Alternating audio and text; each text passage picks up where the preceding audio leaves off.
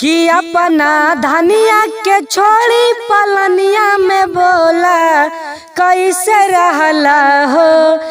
नमस्कार दोस्तों, जय भोलेनाथ। एक बार फिर से भोजपुरी सॉन्ग लेकर आ चुके हैं जो पति पत्नी का मैटर है, बहुत ही अच्छा है। और वीडियो को शुरू से अंत तक जरूर देखिएगा।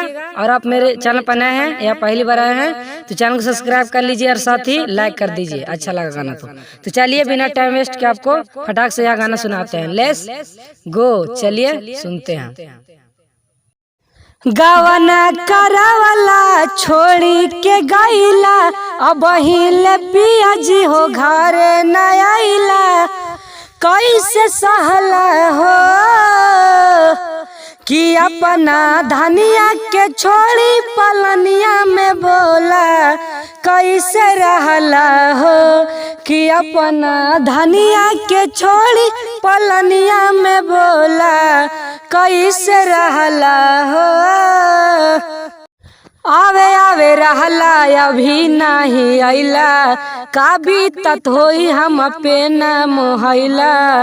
आवे आवे रहला अभी नहीं अइला, का बीतत होई हम पे न मोहैला।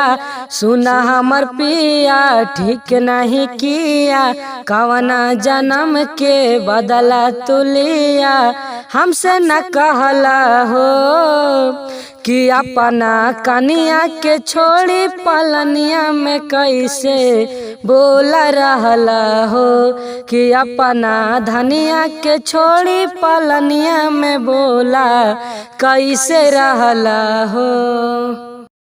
रोहित शर्मा जी आ गईले घरे, अकेले ही रहला से मना न भारे। रोहित शर्मा जी आ गईले घरे, अकेले ही रहला से मनवा न भारे। जल्दी आजा राजा भेटाई खूब मजा, घरे तू अइबा खियाई बखाजा, साच भइला हो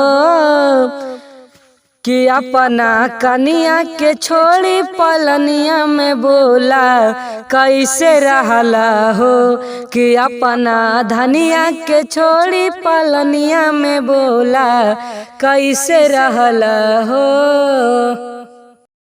यह गाना कैसा लगा? गाना अच्छा लगा तो लाइक कीजिए और कमेंट जरूर कीजिए कि आपको यह गाना कितना अच्छा लगा। तो कमेंट जरूर कीजिएगा और भूलिएगा मत। और आप मेरे चैनल पर नए हैं या पहली बार आए हैं, फिर से बोल रहा हूँ तो चैनल को सब्सक्राइब कर लीजिए यदि नए हैं तो चलिए बाय बाय, मिलते हैं नेक्स्ट वीडियो में।